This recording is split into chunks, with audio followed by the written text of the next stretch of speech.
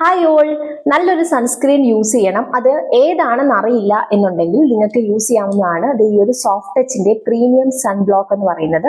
Actually ഇത് വന്നിട്ട് oily സ്കിന്നിനും sensitive സ്കിന്നിനുമാണ് ഏറ്റവും നല്ലത്, അതുപോലെ കോമ്പിനേഷൻ സ്കിന്നിനും. പക്ഷേ എന്റെ വന്നിട്ട് ഒരു നോർമൽ സ്കിന്നാണ്. അപ്പൊ ഞാൻ പറയുകയാണെങ്കിൽ നോർമൽ സ്കിന്നുള്ള ആളുകൾക്കും ഇത് യൂസ് ചെയ്യാം.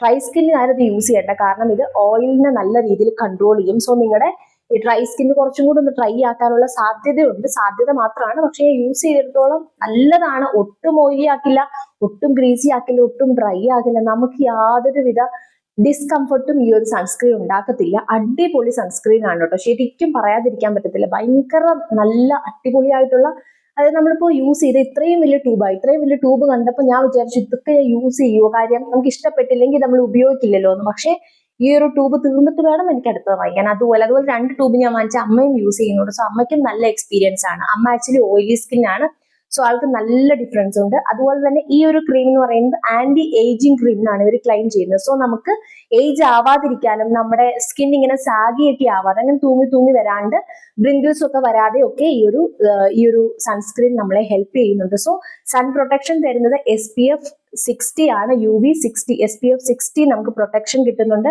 വൈറ്റമിൻ സി ഇതിനകത്ത് ഇൻക്ലൂഡഡ് ആണ്. അതുപോലെ തന്നെ മൊത്തത്തിൽ നമുക്കൊരു നോർമലി ഈ ഒരു ക്രീം മാത്രം യൂസ് ചെയ്താൽ പോലും അടിപൊളിയായിരിക്കും നമുക്ക്. സോ വേണമെന്നുള്ള ആളുകൾ ഇത് വാങ്ങിച്ചോളൂ.